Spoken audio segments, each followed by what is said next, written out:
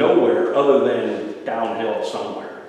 And that house that's gonna get built next to me, the video that I have of the water coming out of those culverts and running down, it runs across right where he is building his house.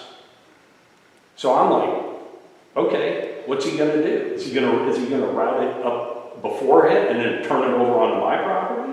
Or is he gonna pay, because it's gonna cost him money, he's gonna have to run a culvert all the way down past his lot where he's gonna build his house to route that water. Otherwise, he's got water going into his house.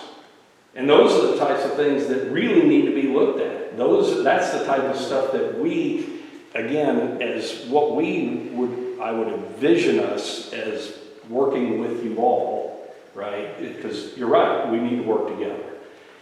I would say that those are the types of things that we would look at and say, here's what we think. Obviously, we don't make final decisions. Y'all make the final decision. We present it to you. You look at it and you say yay or nay. And that's the type of stuff that I think, as a planning and zoning, and you can correct me if I'm wrong, we probably got way more experience at other residences or neighborhoods than we do, but that's kind of what they're all looking at. I know when I lived in Lakeway, their P&Z, those guys, and they had a lot of authority. Yeah, I think they actually a issue lot of permits there. What's that? I believe they actually issue permits. Yes. So their P&Z actually serves a purpose, right? So this stuff never gets to you guys, never bogs you all down and stuff like that. So since August, when the last kind of, I guess, official session for you guys, like what has been going on? What if, I know you haven't had a full quorum and stuff, but.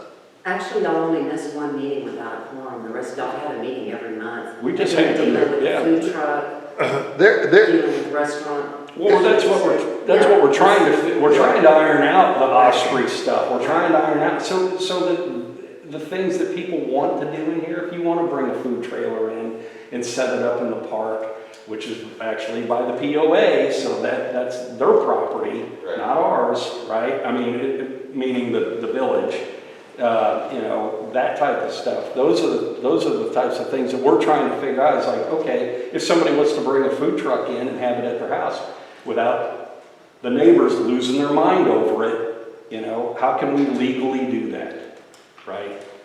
Those are the types of things. How do we legally make Captain Pete's or whoever takes it over from Pete Clark or whatever. How do we do that? The same thing at the Caddy Shack.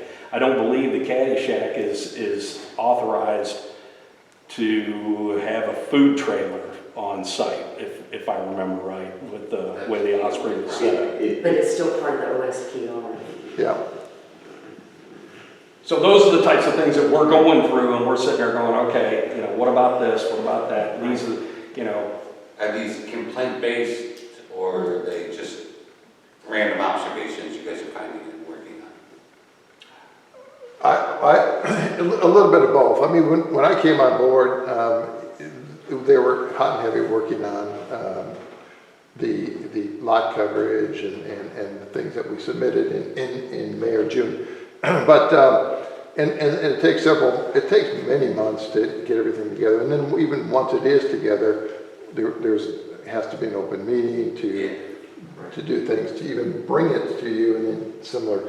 So the whole process is definitely like in six-month intervals. And then we started thinking about what are the next work items.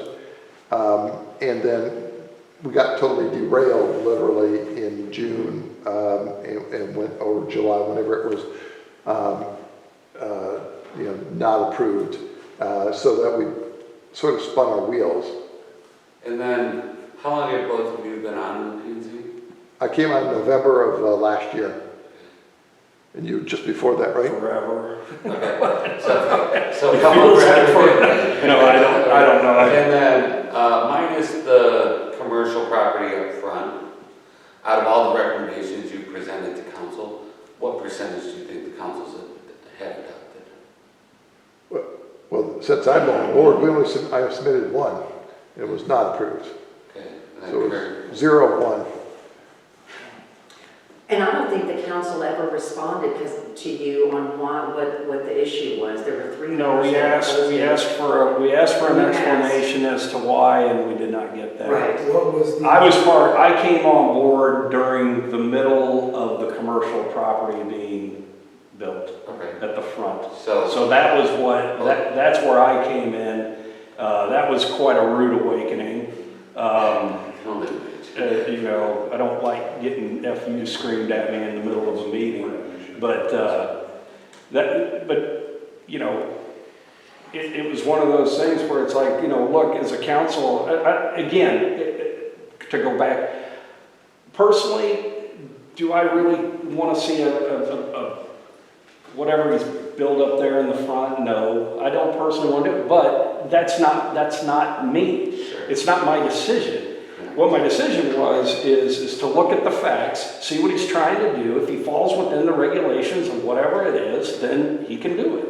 Of course. And those are the types of things, again, that I, you know, so We're that, very new at this, we're very new at planning and zoning, we're very new, we're very behind, but we're interested. Yeah, that's what I was just trying to figure out, like, so if We did this if because of the people are commercial. spending hours upon hours upon hours, and everything they bring to the table is not going to pass, then there's a disconnect between the two. sure.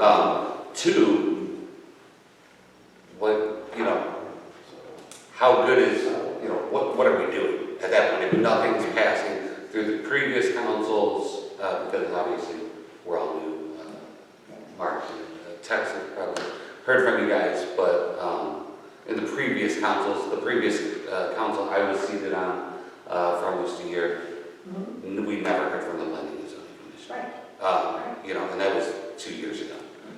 So And it's- I'm just trying to find the They were value. in, because it took over 2 years, I mean, it was almost. Yeah, a for long the- time reviewing that commercial building. Right. The planning and zoning was, the planning and zoning was just a part of the zoning ordinance. It is part of the zoning ordinance. Someone builds you a template for a zoning ordinance, you got a planning and zoning. It just goes with a zoning ordinance. We never had a zoning ordinance, but then we had these people that picked up these lots at the front and said, I'm going to put a commercial building there. We didn't even know it was a commercial type of site. So it was a scramble to figure it out. The Right. whole ordinance went into place because of this. And that's what I'm wondering, and that's what I'm trying to get to the bottom Yeah. of. For years, Is they did that. this what we need for commercial? Or is Well, this you what also we need did for with community? multifamily. Now you've done the multifamily. Family, but Now they're we done have- with Now the multifamily. question is, should they do single family? But they're Well, done you with really have to multifamily, be they're done careful with about the commercial. single family, Like, because you can't wrap it can in. we have a commercial and family P&Z? Well, you have a P&Z, but they're doing other things other than I just get it, but like, I like the work, commercial. I like the work on the food Yeah. trucks per se, like, I think that's really That's not, exactly what right? we go, But that's like, where you would put Jim back in to do the research. Do we need it to fully encompass everything? Because I don't know the percentage of everything that's been brought, none of us do, right? I would love to hear that information of every council since you said the P&Z came in 2008. No, 2020. 2020. June Okay. 2020. So, It was, was this designed, I guess my question, was this designed strictly for the commercial and never meant to go further? No. it was a knee-jerk, my understanding is, it was a knee-jerk reaction to something that was going to take place that nobody was prepared for. That was the zoning. And ordinance, could not the figure P&Z. out how to wrap their heads around it. And then, so with us getting through that, right? Right. So, and again, that's kind of the same thing as what, I'm like, okay, buddy of mine is a commercial, he manages strip malls all over Texas, right? And when I was talking to him the other day, I said, I said, well, I'm curious, apparently he's gonna put in a bar in the front. He goes, does he have enough parking spaces? I said, I don't know, does it? He goes, well, parking spaces for a bar differ from parking spaces for a furniture store, differ from a convenience store, differ from a restaurant, because it's based off of square footage. So he's like, he goes, does he have enough parking spaces to put a bar in there? And I said, I don't know. But those are the questions that something like we as the P and Z, With research. that we would look at it. It's like, hey, I'm gonna put it, this is a strip mall, I wanna put in whatever it is, and you look at it and you go, okay, well, you already have this, and you're gonna put this in, and based off of the square footage, whatever, yeah, you're good to go, or you don't have adequate parking spaces that, in whatever Travis County, I'm assuming, is how that's dictated. I know the city of Austin has its own rules and whatever, so, Yeah, and I know Lakeway has its own rules and whatnot, If but, you want to read Like those type of things. the books, the city of Austin has it down to the nth. I used to be an employee with Public Works with the city of Austin, and it's crazy. But it's a good, I'm going to use the word plagiarize. It's a good place to plagiarize a lot of the things that you're talking about. They've got a lot of good free information online that you can glean out of. I think one thing, kind of as an outsider, what I'm kind of seeing is we don't know what the other person's doing. right. And we don't have procedures about what the authority is. If I may, I would say that I think some research by everybody to really understand what the role of P and Z is, what you want as a council, the P and Z to do. I think it's an extremely valuable resource for you. It sounds like you all are pretty knowledgeable about a lot of different things with building and have had some experience. And to take what they've got for you to heart, I think you need to be able to totally depend on these folks from their experience, because it will save you all a lot of time in the future as the community builds. And that's the way it was until it derailed. I mean, again, the council looked to the P and Z to make those recommendations that we needed. And there's still, I mean, So what recommendations did they make to you guys besides the one since you've been on council? well, again, they've been working on the food truck, they've been working on getting Captain Pete's, they're active, if you read their minutes. I get it, but none of that's been presented. Because they're working on it. Exactly. When I say the one, It takes there's months probably for 20 research. changes in that ordinance, in the one submission as. Has anyone here ever been to a P and Z meeting?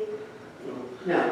I've never been to Well- that, I've never been to a WCID meeting. I don't even know when P and Z meets, to be honest with you. I know WCID meets at like 3 o'clock on a Thursday when we're working, so that's kind of hard to make. But when does P and Z meet?